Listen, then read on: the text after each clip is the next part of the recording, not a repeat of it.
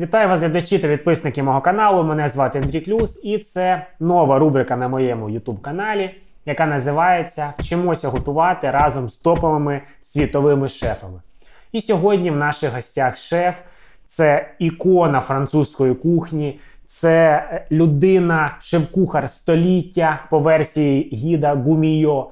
Це шеф-кухар, який наймолодшим став шефом і отримав 3 зірки Мішлен. Це шеф-кухар, який в 51 рік запустив по всьому світу ательє Жюеля Робішона. Це такі ресторани, які ти ніби сидиш всередині кухні і навколо тебе готують шефи. І ці ресторани по всьому світу почали набирати 1-3 зірки Мішлен. Тобто шеф-кухар Жюель Робішон став самим зірковим мішленівським шефом. Він мав 32 зірки Мішлен. Це шеф-кухар, який має безліч кулінарних нагород. В тому числі ремесленник Франції. Це одна із топових французьких нагород. Також цей шеф має найвідомішого учня. Це Гордон Рамзі. Цей шеф написав багато книжок. Під його патронажем написана була моя найулюбленіша книжка, енциклопедія. Це «Ларуз Астрономік» та переведена на 22 мови. На жаль, української там поки що немає, але це поки що. До речі, ця книжка, ця енциклопедія є в моїй кулінарній бібліотеці. Тобто ви вже розумієте, що сьогодні тема нашого відео – це класична французька кухня. І вчитися ми будемо у метра Жюеля Робішона. Тому бонусом лайк, підписку, якщо ми ще то не зробили, ви ще то не зробили. Ну а я з вами буду починати. Привіт! Сьогодні я збираюсь зробити вам подарунок на кінець року. Відкрию вам секрет мого картопляного пюре. Перший важливий І це його найпопулярніший, найвідоміший в усьому світі рецепт картопляного пюре. Я вам про нього вже розповідав, а зараз ви зможете, грубо кажучи, вживу побачити, як готує метр з переводом на солов'їну українську мову. До речі, це буде не один рецепт, їх буде 6 рецептів сьогодні ви побачите в цій рубриці. Тому дивимося. захід – вибрати картоплю однакового розміру. Візьміть їх у кастрюлю, вимийте та зваріть. Ми покриємо їх водою на 2-3 см вище.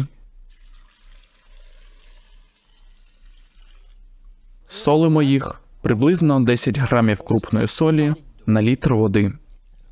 Шкірка.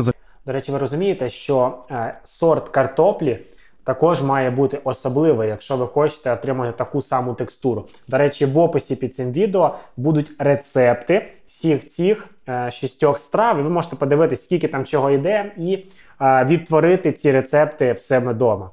Також там написаний сорт картоплі, тому обов'язково подивіться. Захищає м'якоть картоплі.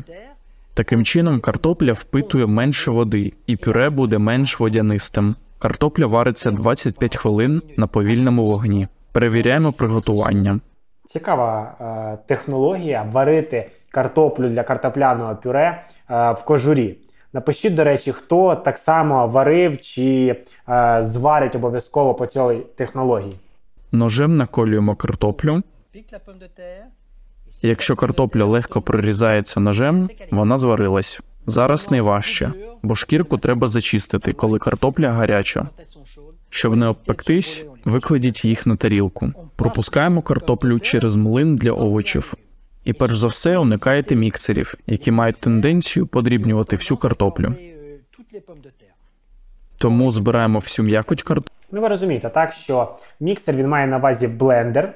Якщо ви будете перебивати картоплю блендером, то у вас вийде клейстер, яким можна буде там мазати стіни, там шпалери клеїти, тобто це буде взагалі не те. Там одна персона за поребрика полюбляє пюре перебивати блендером, ви так ніколи не робіть, довіряйте, як мінімум мені, я надіюсь, моїм професійним навичкам ви довіряєте. Картоплі ставимо в кастрюлю, на вогонь.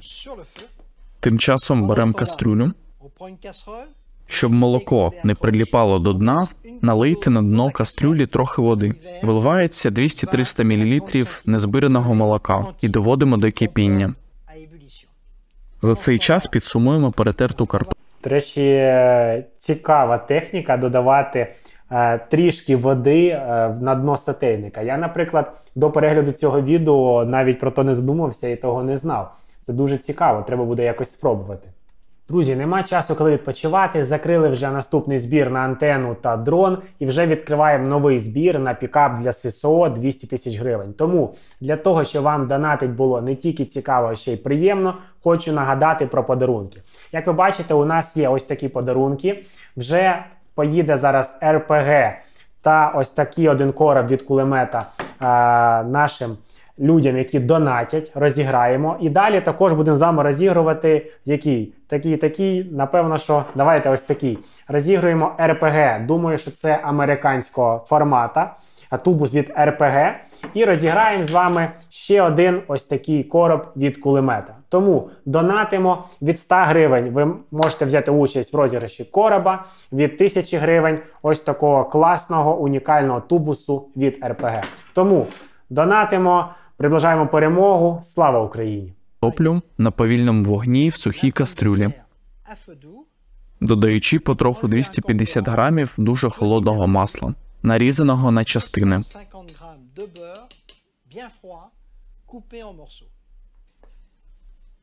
Залишається лише додати молока до отримання гладкості, тобто бажаної текстури. Ми завжди починаємо з лопатки. Як тільки воно досягне досить м'якої густоти, завершуємо вінчиком. Ми продовжуємо потроху вводити молоко. Над цим треба добре попрацювати. Щоб консистенція була більш ніжна, протріть масу через сито. Отримуємо дуже кремове пюре. Я просто, реально кайфую від цього. Ви подивіться, яка максимально ніжна текстура, але він все рівно. Ця от така, знаєте, от дотошність, що от все рівно ще більше перетерти ще через сито. Тому, я просто від цього шефа, ви якщо подивитесь той фільм, який я скинув в телеграм-каналі про Желя Робішона, ви просто зрозумієте, хто це такий. Тобто там його кожна страва, вона доведена до ідеалу там. Це просто, я вам раджу подивитися все, що ви знаєте про Робішона. Це неймовірна людина. Найкраще часто найпростіше.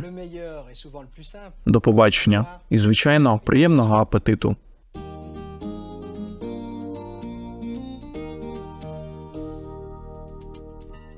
Добрий ранок. Отже, Жан-Люк, на завершення тижня робимо голландський бріош. До речі, Жан-Люк – це також дуже відомий шеф. Якщо я не помиляюсь, підправте мене, хто реально знає, мені здається, що цей Жан-Люк – це якраз ментор і наставник Джорджа П'єра Уайта, того шефа, з яким Гордон Рамзі, з яким або під яким працював. Тобто це також дуже крутий англійський шеф, і Жан-Люк, якщо я не помиляюсь, його наставник. Першим ділом потрібно зайнятися закваскою. Туди ж 3 грами пекарських дріжджів, які розводимо 100 грамами теплої води. А тепер заливаємо це в 100 грам Зараз, як ви бачите, готуємо бріош, тобто це класична французька булочка, класична технологія. І за допомогою цієї технології ви, в принципі, можете готувати бріошні, наприклад, булочки на бургер. Це дуже класно, я вам раджу використати цей рецепт. Далі ви вже можете гратися, змащувати яйцем, посипати кунжутом, міняти кольори, але технологія ця працює, мною випробувана. борошна і ставимо в досить тепле місце. Другий крок. Ми займемося іншими компонентами. Змішуємо 180 грам масла зі 100 грамами цукру, трохи рідкої ванілі, 2 великі ложки води з флер-д'оранжу, 2 ложки рому, а потім ми додамо 2 ложки арманьяку. Далі ставимо в тепле місце. Через 3 години закваска буде готова. Приступаємо до тіста. 500 грамів борошна, додаємо 3 яйця, невелику склянку молока, дріжджі. Почнемо з додавання цієї закваски. Починаємо змішувати. Головне на дуже низькій швидкості. Тому ми додаємо масло потроху, особливо повільно. Повільно, обережно. Додамо сіль. Це те, що ви повинні завжди пам'ятати. Не змішувати дріжджі з сіллю відразу. Перемішуємо 3-4 хвилини на низькій швидкості. Додаємо сіль і через 7-8 хвилин додаємо масло.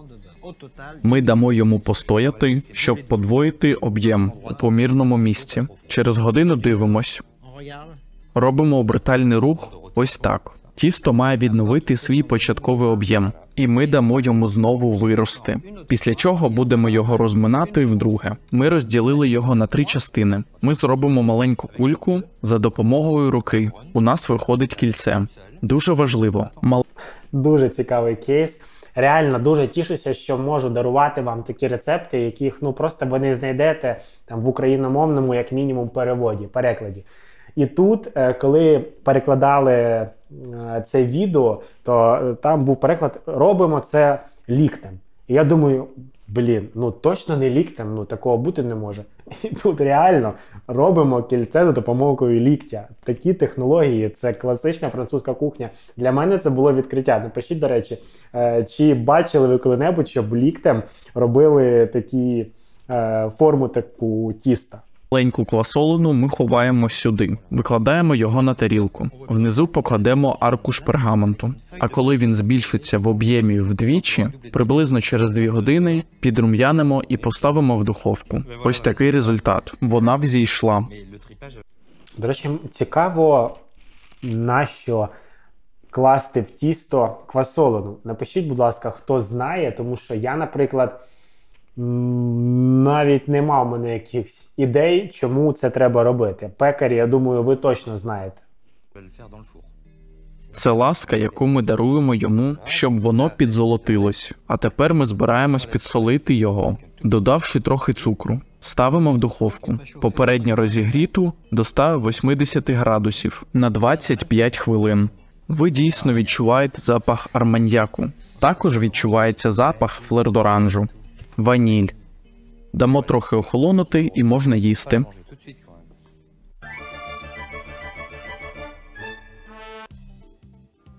Взбиваємо вінчиком 2 яєчних жовтки. Додайте 200 г цукрової пудри. Додайте ціле яйце. Добре перемішайте. І додайте пів-літра холодного молока. Покладіть у кастрюлю розділений на 2 частини стручок ванілі. Залийте сумішшю. І підігріваємо жовтки на повільному вогні. Після закипання залишите суміш у мисці. І дайте всьому охолонути. Далі, наскільки ви вже зрозуміли, це вже наступний рецепт, 3-й. Це топовий французький десерт тістечок канеле. Тобто я вам раджу подивитися, він реально дуже смачний і реально простий. Щоб стручок ванілі добре віддав смак суміші. Це виріб, який дуже добре зберігається. Доводимо до кипіння. Якщо для дітей ви хочете приготувати цю закуску у середу, ви точно можете почати робити уже в вівторок, навіть у понеділок. Це десерт, який дуже гарно зберігається. Виймаємо ваніль, додаємо 125 грамів просіяного борошна. І добре перемішайте, не надто сильно. Вмішайте столову ложку арахісової олії. Додайте 1,5 столової ложки рому. Смак рому, якщо у вас він витриманий, він має смак деревини. Ви його реально будете відчувати. Тому потрібно вибрати хороший ром. Бажано вибрати 10 рифлених мідних форм. Якщо ви хочете, щоб все добре дісталось, краще використовувати мідь. Мідні форми – це моя порада.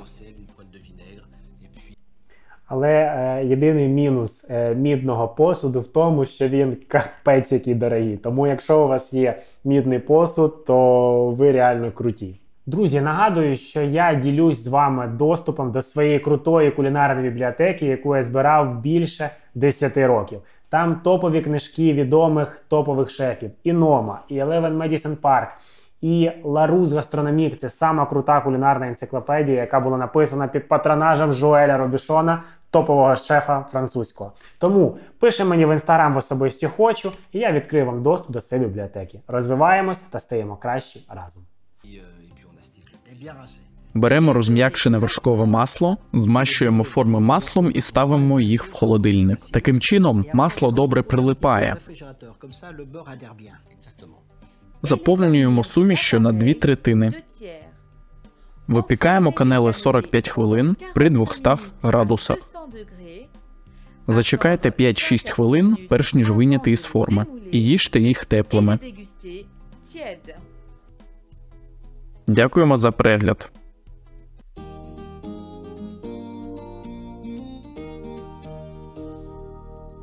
Добрий ранок. Жан-Люк, сьогодні ми готуємо галету. Справжню галету з франжіпаном. До речі, з приводу галети, я впевнений, що ви чули вже такий булочний виріб. Зараз би хотів вам зачитати термінологію, як то кажуть. Що таке галета? Галета – це харчовий продукт, який виготовлений з борошна з додаванням дріжджів, хімічного розпущувача, солі, цукру, може бути різновидом печива. Тобто галета – це як різновид печива або якась така випічка. В залежності від сировини, яка застосовується у приготуванні, розрізняють два типи галетів – прості та жирні. Прості – це, можна сказати простими словами, що це печиво, а жирні – це вже те, що готують зараз. Тобто це може бути з різними начинками, з франжипаном і так далі. Тому зараз це у нас галета, різновид жирна. Готуємо кондитерський крем, 2 жовтка, 60 грам цукру і гарно взбиваємо до побіління маси. І потім акуратно вмішуємо борошно, не збиваючи його. 30 грам борошна нам потрібно, інакше б жовтки впали. І ми залишаємо це чекати. Ставимо кип'ятити 250 мл молока з розділеним навпіл стручком ванілі. Далі потрошку вливаємо молоко половником у жовткову масу. Дуже повільно, щоб маса не звернулась. Коли ми виймаємо стручок ванілі, ми зчищаємо його об край каструлі. А тепер масу вливаємо в кипляче молоко назад і доводимо до кипіння. Потрібно добре перемішувати постійно. Тепер ставимо охолоджуватися на кубики льоду. Ми збираємось приготувати мигдальний крем. Беремо 150 грам розм'якшеного вершкового масла, змішуємо з 120 грамами цукру. Далі додаємо 150 грамів меленого мигдалю і яйце. Добре перемішали. Можна додати ром, 2 великі столові ложки. Також лимонна цедра, кілька крапель рідкого екстракту ванілі, а потім закінчуємо жовтком. Отже, це мигдальний крем, у який ми включаємо половину кондитерського крему, який ми зробили. Тому, звичайно, не робіть його гарячим. Це б розтопило масло. Наша начинка готова, щоб наповнювати галету. Туди ж викладаємо тісто на пів сантиметра. Тарілкою ми зробили 2 кола, а тепер ми змішаємо жовток зі столовою ложкою води, щоб зробити позолоту. Це зліпить 2 частини тіста. Тепер викладаємо мигдальний крем, 4 гарні ложки. Добре. Вже уявляю, наскільки це смачно, так дивлюсь разом з вами і реально вже аж слинка тече. Змащуємо до країв. Очевидно, ми не збираємось забувати про верхній шар тіста. Другий диск листкового тіста скласти на 2 рівні частини. Ставимо на край. І це допоможе нам скласти його зверху. І маленьким ножем заліплюємо края.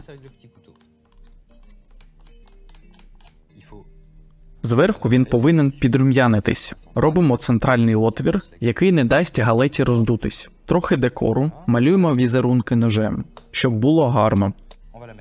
Ставимо в духовку. Галета випікається 25 хвилин в духовці при 190 градусах. Вона легко знімається, тому готова. Я думаю, тепер ви зможете приготувати також цю страву. До побачення.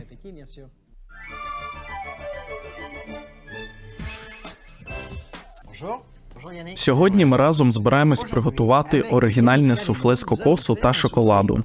Також зробимо кокосовий крем, так само, як ми робили заварний крем. Добре, починаємо.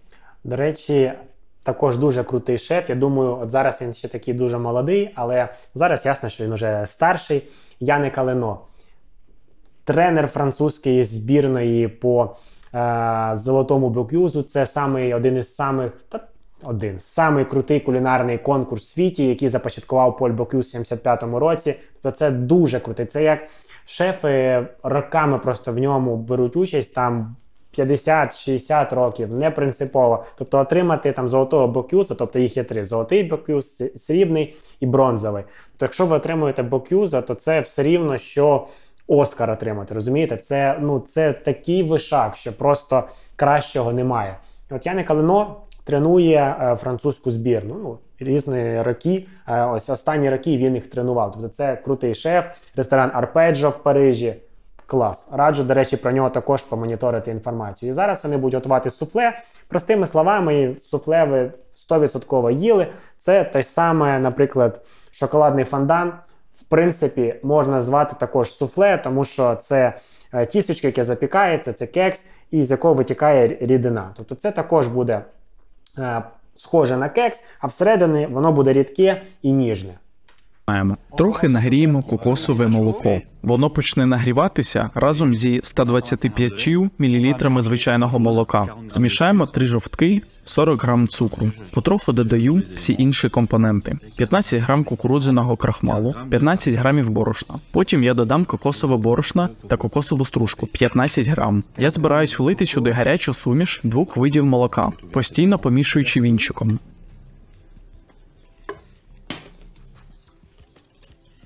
Далі додаємо знову в кастрюлю і підтягуємо до потрібної густої консистенції.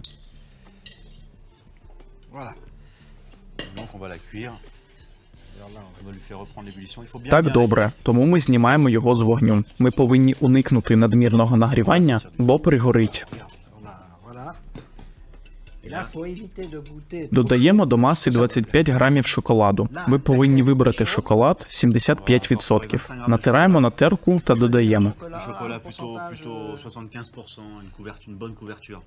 Добре перемішуємо, так, щоб шоколад розчинився в масі.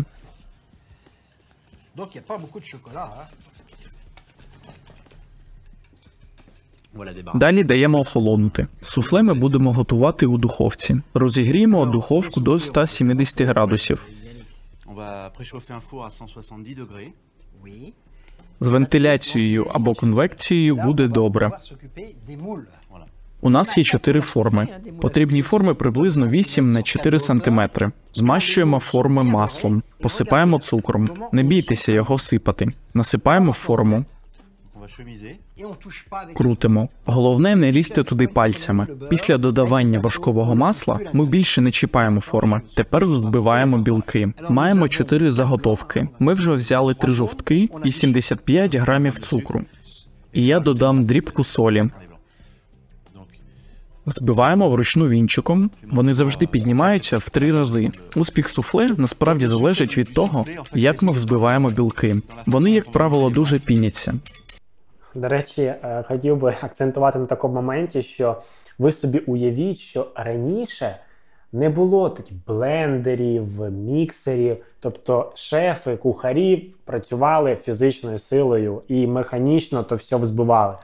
Тобто, якщо ви готуєте вдома, наприклад, рецепт там якийсь один, і вам треба там збити пару білків, ви собі уявіть, якщо в ресторані іде дуже сильна поточка, і там просто такі тони тих всяких треба взбивати білків, жовтків, то просто вершків, і людина то все рукою взбиває. Тобто наскільки була раніше важка праця. І для того, щоб чомусь навчитись, треба було дійсно їхати за 3-9 земель до якогось шефа і конкретно в нього вчитись там якийсь один рецепт, технологію чи конкретно якесь одне ремесло. Тобто це не може не захоплювати. І реально от зараз, на жаль, молоді там кухарі, шефи, вони не цінують того і, не знаючи традицій, починають щось імпровізувати і робити. А саме головне – це знати класику, тому що якщо ти не знаєш класику, не знаєш базу, то, на жаль, ти не зможеш зробити щось унікальне. Ти зможеш там щось там один раз зробити, але в тебе раз вийде, раз не вийде. І оця класика – це така база, яку має знати кожен шеф і кожен, хто реально хоче цим займатися професійно. Ми кладемо невелику частину цукру, решту покладемо пізніше. Ми їх підтягнемо цукром.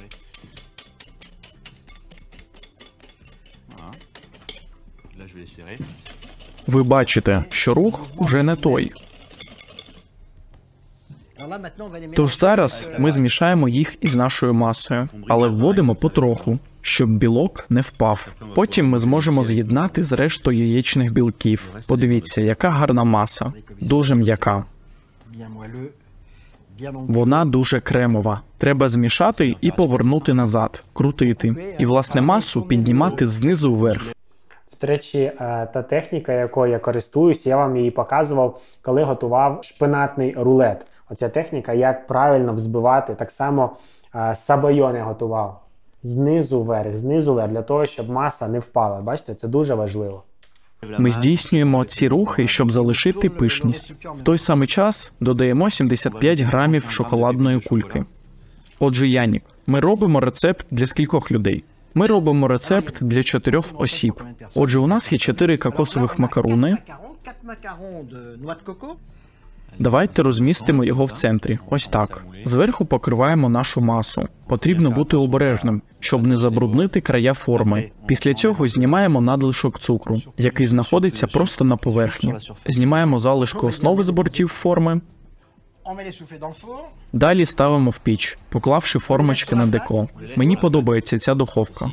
Готуємо при 160 градусах. Хвилин 15. Подивіться на цю красу. Вони вийшли дуже гарно і чудово піднялись. Посипаємо зверху цукровою пудрою. Вони повинні бути подані негайно. До побачення. І, звичайно, приємного апетиту.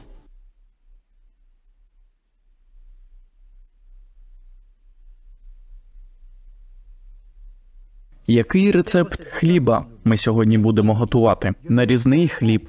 Так, це хліб. І зараз рецепт, який я вам раджу подивитися 100% до кінця, тому що, як на мене, хліб – це одна з таких найважчих технік, особисто для мене. І мені завжди було цікаво, як його приготувати смачно, класно і без всяких там заквасок. Тому що для того, щоб приготувати класний хліб, реально треба закваска, гарна закваска. Тому цей рецепт, якщо ви також не знаєте, як приготувати класний хліб без закваски, я раджу його подивитися. Хліб англійського походження. Отже, беремо 500 грамів пшеничного борошна, 12 грамів солі, 25 грамів цукру, 5 грамів дріжджів, 50 грамів вершкового масла.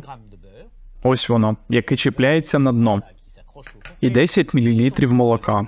І з моменту, коли всі ці елементи присутні, місити потрібно відразу. Часу витрачати не можна. 20 мл теплої води вимішуємо, потім масло трохи перемішуємо в долоні, з'єднуємо все разом. І обережно розминаємо. Вже майже замішане. Зачищаємо край невеликої імпровізованої тістомісилки. Тож це займає хвилину. Це швидко. Насправді це просто змішування. Закінчую місити. Одна рука, ліва рука тримає чашу, інша надає гнучкості тісту. І ось готове тісто. І ми залишаємо тісто на годину відпочивати при кімнатній температурі. Ми зможемо зрозуміти, що тісто готове, коли воно збільшиться на третину або навіть на половину. Накриваємо, щоб воно не обвітрилось.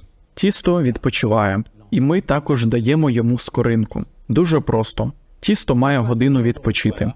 Ми це піднімаємо, щоб побачити наше творіння. І воно фактично взійшло наполовину. Це чудово, воно гарне, гладке та красиве. Але воно ще не готове до випікання. Його треба вимішати. Тепер він готовий до формування. Ми його добре вимішали. Беремо форму і викладаємо тісто у форму. Ця форма для кексів, але вона підійде для нашого хліба. Даємо йому ще піднятися і відпочити на годину, можливо, 1,5. Година, 1,5 години – це добре. Воно має ще збільшитись в об'ємі вдвічі. Ми маємо засунути сюди руку, щоб перевірити, чи тісто не прилипло до кришки. Це хороший пекарський трюк. Далі чекаємо. Залишаємо на годину і 15 хвилин до 1,5 години. І духовку потрібно розігріти. Отже, ми розігріємо духовку за 15-20 хвилин, перш ніж поставити хліб у духовку. На температуру 220-230 градусів. Хліб піднімався 1,5 години, гарно вийшло. Працюють мільйони мікроорганізмів, щоб вийшов ось такий результат. Це чудово. Так, згоден. І ми простягаємо руку між ними. Ледь-ледь. Він дуже пружній. Вам не потрібно чекати, поки тісто прилипне до кришки. Потрібно почекати, поки між формою і хлібом залишиться товщина вашого пальця. І тепер ставимо в духовку. І випікаємо 50 хвилин, максимум годину, при 220 градусах. Хліб вже готовий. Одразу його не можна їсти, йому треба дати відпочити. Коли він охолоне, можна. Цей хліб можна вживати декілька днів. Ідеально, щоб хліб дихав. Для його зберігання ідеально підійде паперовий пакет, ляна тканина або рушник. Цей хліб також підійде на бутерброди для закуски. Друзі, ось такий вийшов у мене сюжет про класичну французьку кухню, про топового французького шефа Жуеля Робюшона. На жаль, він вже помер в 73 роки, але слава про його досягнення і про нього живе до сьогодні. Тому ставте, друзі, лайки, пишіть ваші коментарі, як вам, кого б із шефів ви хотіли побачити у наступних відео. Нагадую вам ще раз про збори, про донати. Зараз ми збираємо нашим воїнам ЗСУ на пікап 200 тисяч гривень, тому приєднуйтесь, кожна гривня важлива. Давайте допомагати і приближати перемогу разом. Ну а я буду з вами прощатися, всіх обіймаю. Обов'язково подивіться відео, які виб'ють у вас ось тут, вони корисні та цікаві. Цілую вас прямо в душу, ваш шеф. Па-па.